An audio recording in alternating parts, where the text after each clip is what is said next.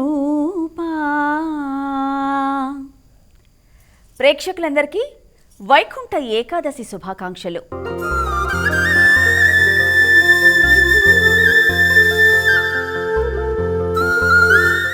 శ్రీహరి మహోత్సవాల వేళ శ్రీరంగ క్షేత్ర విశిష్టతపై ప్రత్యేక కార్యక్రమానికి స్వాగతం.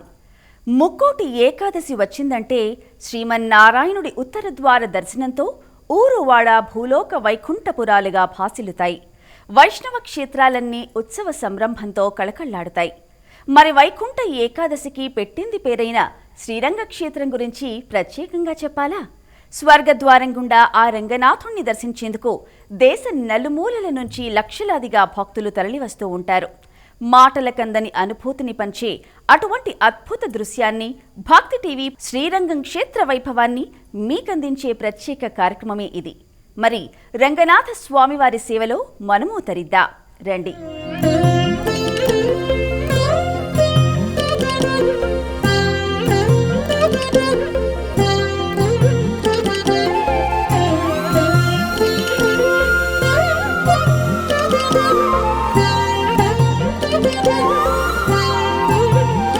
కావేరి విరాజశయం వైకుంఠం రంగమందిరం, సువాసుదేవో రంగేశ ప్రత్యక్ష పరమపదం. శ్రీరంగం ఆ రంగనాథుడు కొలువైన భూలోక వైకుంఠం. వైష్ణవులు పరమ పవిత్రంగా భావించే 108 దివ్య దేశాలలో విశిష్టమైంది శ్రీరంగం. తమిళనాడులోని తిరుచిరాపల్లిలో కొలువైన ఈ క్షేత్ర వైభవం అనంతం. శ్రీహరి అనుగ్రహం ఉంటే ఆయుష్ పూర్తయిన వారు వైకుంఠానికి వెళతారని విశ్వాసం. కానీ బొందితో వైకుంఠాన్ని చూడాలంటే మాత్రం కావేరీ నదీ తీరాన ఉన్న ఇలా వైకుంఠం శ్రీరంగానికి వెళితే చాలు. కావేరీ నదీ తీరాన అలరారుతున్న ఆ శ్రీమన్నారాయణుడి మందిరం, తిరువంగ తిరుపతి, పెరియ కోవెల్, భోగ మండపం, భూలోక వైకుంఠం అనే పేర్లతో విరాజిల్లుతోంది.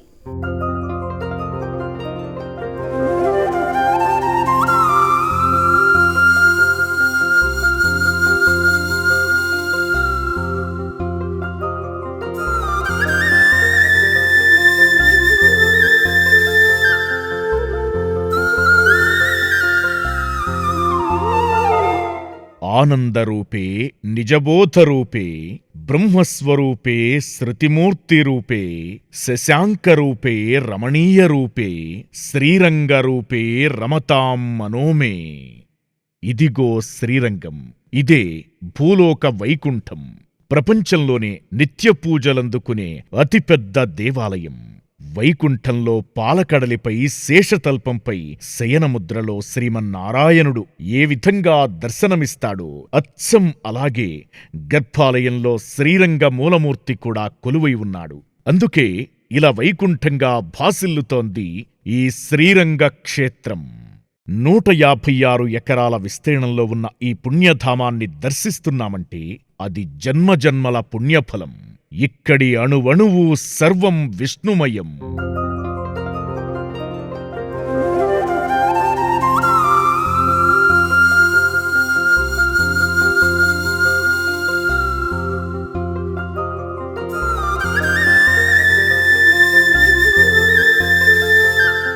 శ్రీరంగ క్షేత్రం ఈనాటిది కాదు. సత్యయుగంలో బ్రహ్మదేవుడు చేసిన ఘోర తపస్సు ఫలితంగా రంగనాథ సమేత విమాన మండపాన్ని వరంగా ప్రసాదించాడు శ్రీమహావిష్ణువు. ఆ తరువాత త్రేతాయుగంలో భూలోకాన అయోధ్యాపురిని ఏలే ఇక్ష్వాకుడి చెంతకు చేరింది ఆ విగ్రహం. దశరథ మహారాజు కూడా ఆ విగ్రహాన్ని అర్చించాడు. రావణ సంహార అనంతరం శ్రీరామ పట్టాభిషేకాన్ని వీక్షించడానికి అయోధ్యాపురికి చేరుకున్న విభీషణుణ్ణి ఈ రంగనాథ విమాన మండపం ఆకర్షించింది. విభీషణుడి కోరిక మేరకు ఆ విగ్రహాన్ని శ్రీరాముడు అతనికి ఇచ్చేశాడు. ఆ విగ్రహాన్ని తీసుకుని తిరిగి పయనమవుతూ కావేరీ నదీతీరాన నిత్య కర్మానుష్ఠానాలు పూర్తి చేసుకోవడానికి ఆ విగ్రహాన్ని నేలపైన పెట్టాడు విభీషణుడు. తన సంధ్యావందన పూజాదికాలు పూర్తి చేసుకున్న తరువాత నేలపైనుంచి ఆ విగ్రహాన్ని ఎంత తీసేందుకు ప్రయత్నించినా స్వామివారి మూర్తి అణువంత కూడా కదల్లేదు. తిరిగి స్వామివారిని ప్రార్థించగా లోక కళ్యాణార్థం కలియుగం వరకు దక్షిణాభిముఖంగా ఇక్కడే కొలువై ఉంటానని, లంకాపురిని కూడా ఇక్కడి నుంచే చూస్తుంటానని అభయమిచ్చాడు. ఆ తరువాత త్రేతాయుగం నుంచి ఇప్పటి వరకు స్వామివారు ఇక్కడ కొలువై భక్తులను అనుగ్రహిస్తున్నాడు.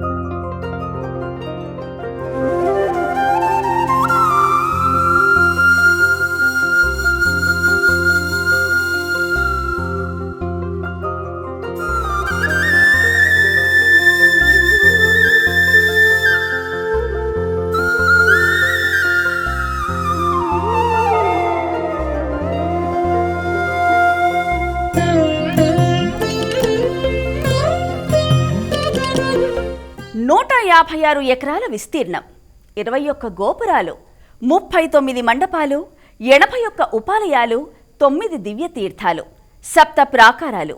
ఇది కనుల ముందే సాక్షాత్కరిస్తున్న భూలోక వైకుంఠం శ్రీరంగ క్షేత్రం ప్రత్యేకత. 81 ఉపాలయాల్లో కూడా నిత్య కైంకర్యాలు నిర్వహించడం ఇక్కడి మరో ప్రత్యేకత. శ్రీరంగం రంగనాథుని ఆలయమంటే అది కేవలం రాతితో నిర్మితమైన కోవెల కాదు, నిజంగానే ఇలా వైకుంఠం. అందుకే ఇక్కడ అడుగుపెట్టిన భక్తులకు కలిగే అనుభూతి ఒక్కటే, తాము సాక్షాత్తు వైకుంఠంలోనే ఉన్నామని భావిస్తారు. స్వామివారి దర్శనంతో తరించే ముందు ఆలయ గోపురాలు, ప్రాకారాల గురించి తెలుసుకుందాం.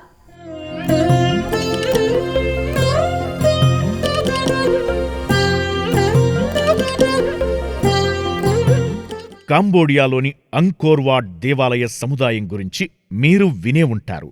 ఆ మహావిష్ణు మందిరం 162 ఎకరాల్లో విస్తరించి ఉన్నప్పటికీ అక్కడ నిత్య పూజాదికాలు జరగవు. అందుకే ప్రపంచంలోనే ప్రతినిత్యం పూజలందుకునే అతిపెద్ద ఆలయంగా కీర్తికెక్కింది శ్రీరంగం రంగనాథుని క్షేత్రం.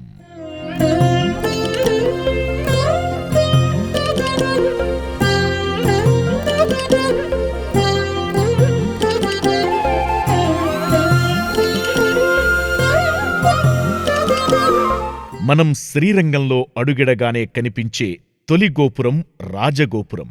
ఈ రాజగోపురం ఎత్తు అక్షరాల 236 అడుగులు. ప్రపంచంలోనే రెండో అతిపెద్ద గోపురమిది. దాదాపు 5 శతాబ్దాల క్రితం విజయనగర సామ్రాజ్యాన్ని పరిపాలించిన రాజా అచ్యుతదేవరాయలు ఈ మహాగోపుర నిర్మాణానికి శ్రీకారం చుట్టారు. అయితే విజయనగర సామ్రాజ్య పతనానంతరం గోపుర నిర్మాణం అర్థాంతరంగా ఆగింది. ఆ తరువాత 1979లో అహోబిలమఠ 44వ పీఠాధిపతి శ్రీ వేదాంత దేశిక యతీంద్ర మహాదేశికన్ సంకల్పంతో రాజగోపుర పునర్నిర్మాణం ప్రారంభమైంది. ఆ యోగమూర్తి పిలుపు మేరకు విరాళాలు వెల్లువలా వచ్చిపడ్డాయి. 8 ఏళ్లపాటు శ్రమించగా 13 అంతస్తులతో గోపుర నిర్మాణం పూర్తయింది. 1987లో మహాకుంభాభిషేకాన్ని సైతం ఘనంగా నిర్వహించారు. శ్రీరంగ క్షేత్రానికి మకుటాయమానంగా అలరారుతోంది రాజగోపురం.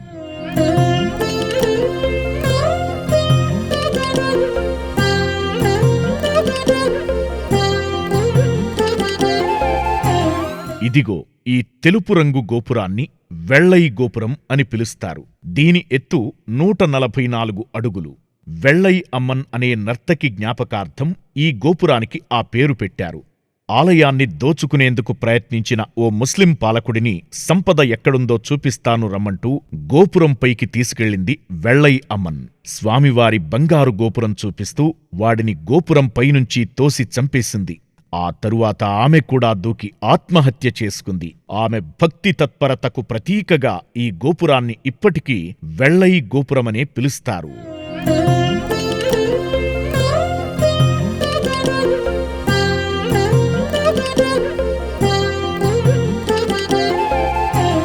రాజ వెள்ளై గోపురాలే కాదు, 7 ప్రాకారాల గోపురాలన్నీ లెక్కిస్తే మొత్తం 21.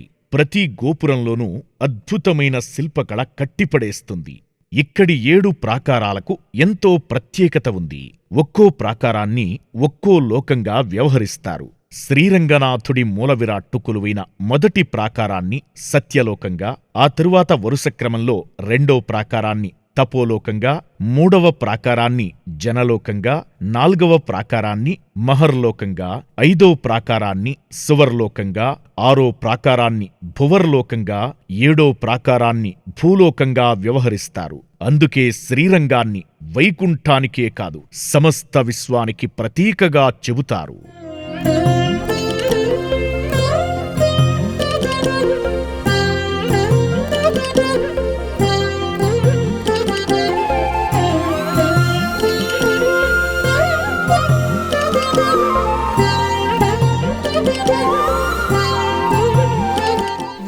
గోపురమున్న 7వ ప్రాకారాన్ని దాటి మొదటి ప్రాకారం వరకు చేరుకుంటే రంగనాథుని దర్శనం ప్రాప్తిస్తుంది మనకు.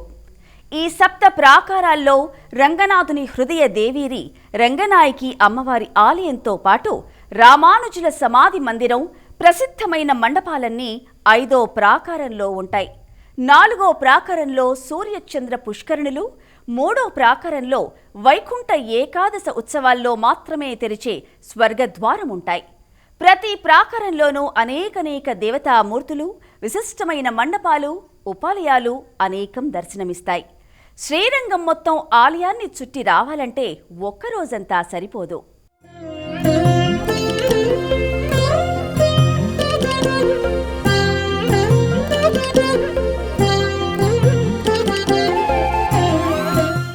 సప్తద్వారాలకు ప్రతీకగా 7 ప్రాకారాలున్న ఈ ఇల వైకుంఠంలో అడుగడుగున అనేకానేక దేవతామూర్తులు దర్శనమిస్తారు.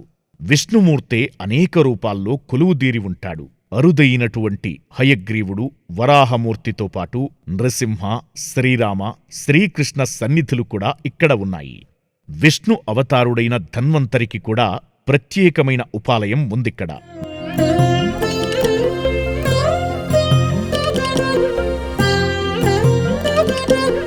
రంగనాథుని సేవలో తరించి ఆయనలో ఐక్యమైన ఆండాళ్ అమ్మవారికి కూడా ప్రత్యేక ఉపాలయం ఉంది. విశేషమేమిటంటే ప్రతి ఏటా ధనుర్మాసంలో గోదాదేవిని రోజుకో అలంకారంలో దర్శింపజేస్తారు. 12 ఆళ్వార్లలో ఒకరైన గోదాదేవి విష్ణు సాయుధ్యం పొందిన ప్రదేశమిది. ఇక్కడి 3వ ప్రాకారానికి ఎన్నో ప్రత్యేకతలు ఉన్నాయి. ఈ ప్రాకారంలోని 2 స్తంభాలపై యమధర్మరాజు, చిత్రగుప్తుని మూర్తులు ఉంటాయి. వీరిని దర్శిస్తే అపమృత్యు దోషాలు ఉండవని విశ్వాసం. ఇదే ప్రాకారంలో ఒక గోడపై చేప, అశ్వం, తాండవ కృష్ణుడు, ఆంజనేయుని విగ్రహాలు ఉంటాయి.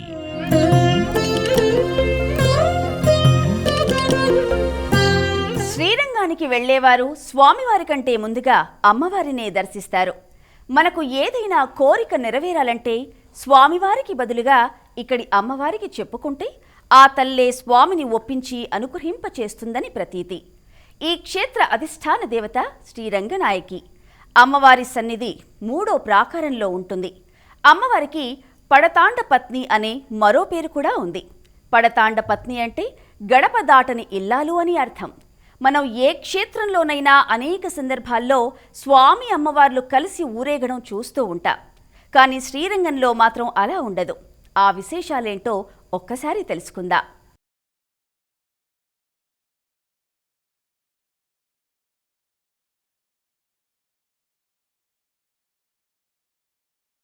ఈ అమ్మవారే శ్రీరంగనాథుని ఇంటి ఇల్లాలు. ఈమె గడప దాటని ఇల్లాలు. శ్రీరంగక్షేత్ర పట్టపురాణి. శ్రీరంగనాయకి ఉత్సవమూర్తిని 3వ ప్రాకారాన్ని దాటి ఎప్పుడూ బయట ఊరేగించరు. అయితే గర్భాలయంలో 2 మూల విరాట్టులు దర్శనమిస్తాయి. ఇందాక చెప్పుకున్నట్లు ముస్లిం రాజుల దండయాత్ర సమయంలో అమ్మవారి మూల విరాట్టును రక్షించేందుకు శ్రీవైష్ణవులు గర్భాలయానికి అడ్డంగా ఒక గోడ కట్టారు.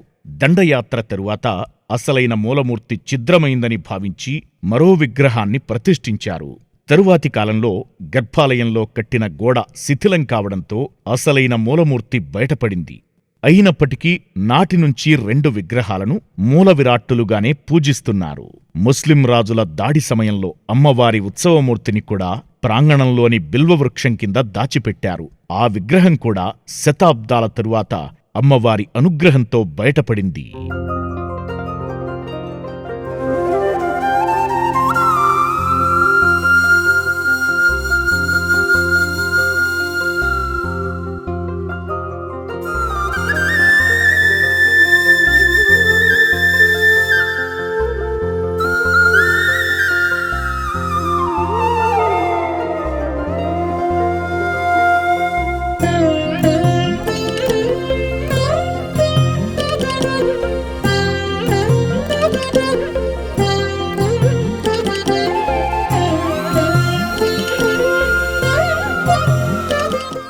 రంగనాయకి అమ్మవారి గురించి మరో గొప్ప విశేషం చెప్పుకోవాలి. ఆ విశేషం తెలుసుకోవాలంటే స్వామివారి ఉత్సవమూర్తి గురించి ముందు తెలుసుకోవాలి. గర్భాలయంలో ఉన్న శ్రీ రంగనాథుణ్ణి కాసేపటి తరువాత దర్శిద్దాం. ముందుగా స్వామి ఉత్సవమూర్తి ఆశీర్వాదం అందుకుందాం. ఎందుకంటే గర్భాలయ మూలమూర్తి కొంగు బంగారమై దర్శనమిస్తూ ఉంటాడు. కానీ భక్తులను నిత్యోత్సవమూర్తిగా అలరించేది, అనుగ్రహించేది, మన కోరికలు నేరుగా వినేది, మన ఆనందాన్ని స్వయంగా పంచుకునేది శ్రీరంగనాథుని ఉత్సవమూర్తే.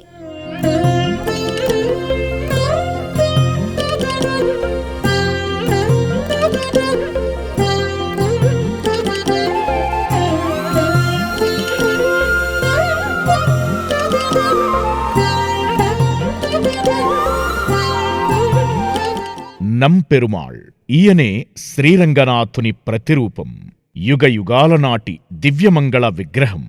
మనం తిరుమలేశుని ఉత్సవమూర్తిని మలయప్ప అని ఎలా పిలుచుకుంటామో అలా ఈ స్వామికి ఉన్న పేరే నంపెరుమాళ్.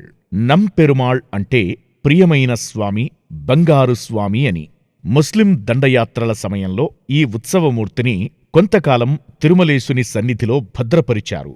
ఆనంద నిలయంలో వెండి వాకిలి దాటడానికి ముందు రంగనాథుడు కొలువుదీరిన మండపాన్ని చూడవచ్చు. దాన్నిప్పుడు రంగమండపం అంటున్నారు.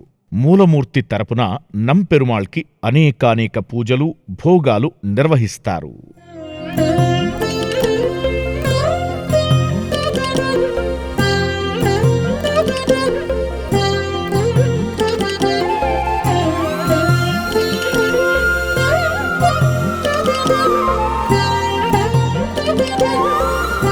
ఇప్పుడోసారి మళ్ళీ అమ్మవారు రంగనాయకి తల్లి గురించి చెప్పుకుందాం. ఈ క్షేత్రంలో రంగనాథుడు, రంగనాయకి అమ్మవార్లు అంటే స్వామి అమ్మవార్ల ఉత్సవమూర్తులు ఏడాదికి ఒక్కరోజు మాత్రమే కలుస్తారు. పక్కపక్కనే కూర్చుని ఒక్కరోజంటే ఒక్కరోజు మాత్రమే దర్శనమిస్తారు. మిగతా అన్ని రోజులు ఎవరి ఆలయాల్లో వారే ఉంటారు.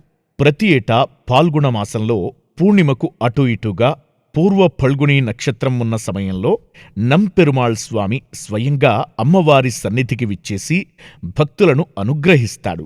ఈ వేడుకనే శర్తి సేవై అంటారు. రంగనాయకి, రంగనాథులను ఒకేసారి దర్శించుకోవడం కోసం వేలాది భక్తులు తరలివస్తారు.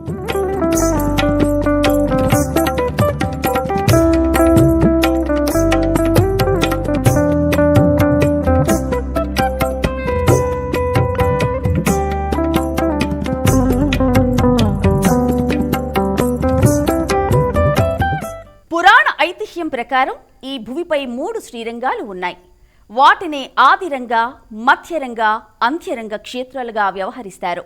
మొదటిదైన ఆదిరంగ క్షేత్రం కర్ణాటక మైసూరు సమీపంలోని శ్రీరంగపట్నం కాగా, రెండోదైన మధ్యరంగ క్షేత్రం కూడా కర్ణాటకలోనే ఉంది.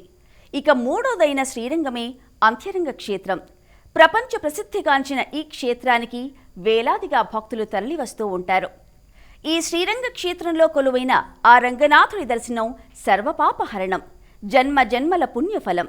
పదండి, గర్భాలయంలోని వైకుంఠనాథుని దర్శనం చేసుకుందాం. అయితే అంతకన్నా ముందు పరమపదనాథుడికి మన కోరిక చెప్పుకుందాం. ఆ పరమపదనాథుడు ఎవరు అనుకుంటున్నారా? రండి, కనులారా ఆ స్వామిని వీక్షిద్దాం.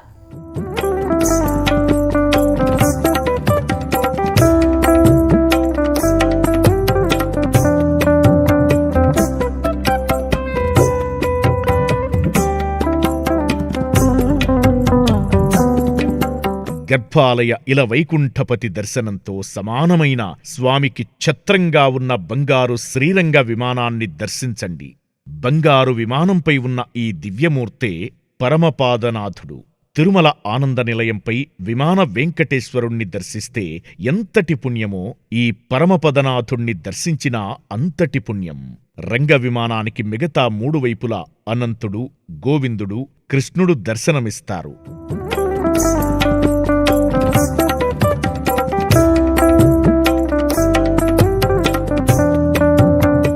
ఎవరి దర్శనం కోసమైతే శ్రీరంగధామానికి విచ్చేసిన ప్రతి భక్తుడు పరితపిస్తాడో ఆ అఖిలాండకోటి బ్రహ్మాండ నాయకుడు సరిగ్గా రంగ విమానం కింద కొలువై ఉంటాడు.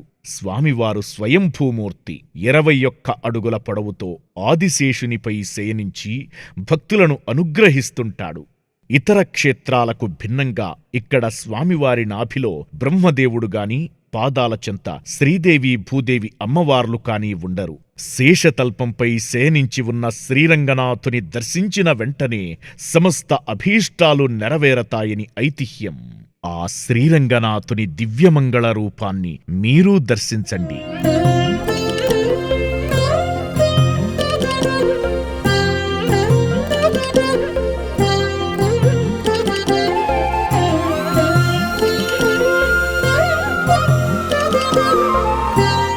ఉత్సవాలకు పెట్టింది పేరు శ్రీరంగం. ఏడాదికి 365 రోజులైతే 322 రోజుల పాటు ఇక్కడ ఏదో ఒక ఉత్సవం జరుగుతూనే ఉంటుంది. ప్రతి క్షేత్రంలో బ్రహ్మోత్సవాలు, వార్షికోత్సవాలు, నిత్యోత్సవాలు ఉన్నట్టే శ్రీరంగ క్షేత్రంలో కూడా ఏడాదంతా ఎన్నో రకాల ప్రత్యేక ఉత్సవాల కోలాహలం కనిపిస్తుంది. చాలా సందర్భాల్లో మనం ఉత్సవాల పేర్లు కూడా విని ఉండం. అయితే అన్ని ఉత్సవాల్లో వైభోగమంతా మాత్రం నం పెరుమాళ్దే. రండి, కొన్ని ప్రత్యేక ఉత్సవాలను ఇప్పుడు దర్శిద్దాం.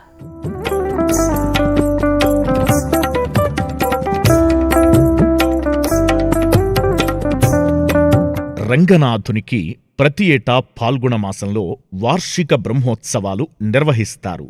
వార్షిక బ్రహ్మోత్సవాల్లో ఉదయ సంధ్యవేళల్లో అనేకానేక వాహనాల్లో శ్రీరంగనాథుడు ఊరేగుతాడు. పాల్గొన మాసంతో పాటు చైత్రమాసంలో జరిగే మహారథోత్సవ వేడుకకు భక్తులు లక్షలాదిగా తరలివస్తారు. మహారథంపై రంగడిని దర్శిస్తే పునర్జన్మ ఉండదని భక్తుల విశ్వాసం.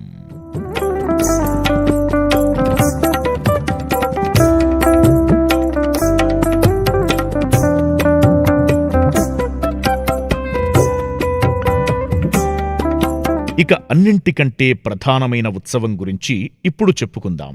అదే వైకుంఠ ఏకాదశి. శ్రీరంగ క్షేత్రంలో 21 రోజుల పాటు జరిగే అద్భుత వేడుక ఇది.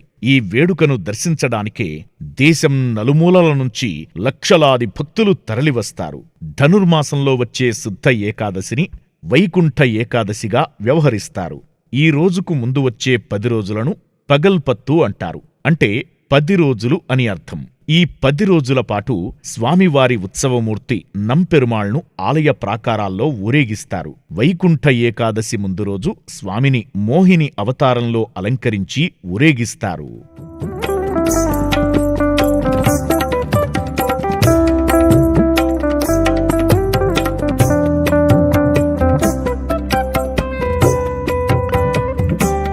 ప్రధాన ఘట్టమైన వైకుంఠ ఏకాదశి రోజున నంపెరుమాళ్ను వజ్రకవచంతో అలంకరిస్తారు. ఏడాదికొక్కరోజు మాత్రమే ఈ వజ్రకవచ అలంకారాన్ని దర్శించుకోవచ్చు. ఈ రోజున బ్రాహ్మీ ముహూర్తంలో స్వామివారు 3వ ప్రాకారంలో ఉన్న వైకుంఠ ద్వారం వద్దకు చేరుకుని బ్రాహ్మీ ముహూర్తంలో తలుపులు తెరుచుకోగా భక్తులకు దర్శనమిస్తాడు. ఆ క్షణకాల దర్శన భాగ్యం కోసం భక్తులు గంటల తరబడి ఎదురుచూస్తారు. ఇక్కడ మరో ప్రత్యేకమైన విషయం చెప్పుకోవాలి. వైకుంఠ ఏకాదశి తరువాతి 10 రోజులు కూడా శ్రీరంగంలో ఉత్తరద్వార దర్శన భాగ్యం ఉంటుంది.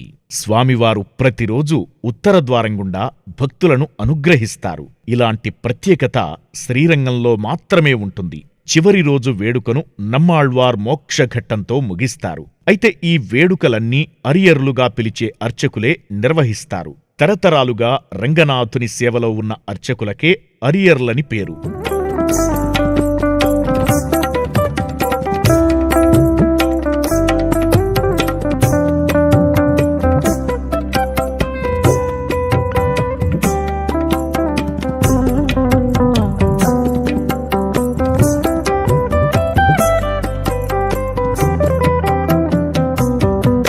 ఇలా శ్రీరంగనాథుని వైభోగాన్ని, శ్రీరంగ క్షేత్ర వైభవాన్ని వర్ణించడం మాటలకందని విషయం.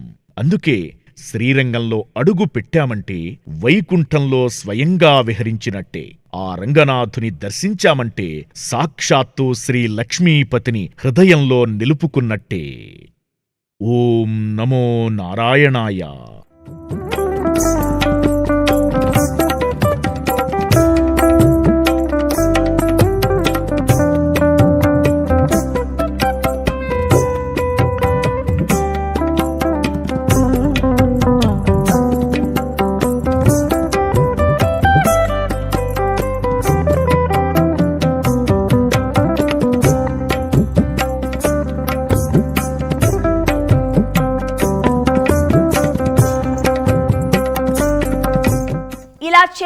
పోతే రంగనాథుని వైభవానికి ఎంత సమయమైనా సరిపోదు. శ్రీరంగం అద్భుతం. అక్కడ కొలువయున్న శ్రీరంగనాథుడు పరమ అద్భుతం. ఆ దేవదేవుని దర్శనం జన్మజన్మల పుణ్యఫలం. ఈ వైకుంఠ ఏకాదశి వేళ ఆ రంగనాథుని అనుగ్రహం సదా మనందరిపై ఉండాలని కోరుకుందాం. భక్తి టీవీ ప్రేక్షకులకు మరొక్కసారి వైకుంఠ ఏకాదశి శుభాకాంక్షలతో నమో నారాయణాయ.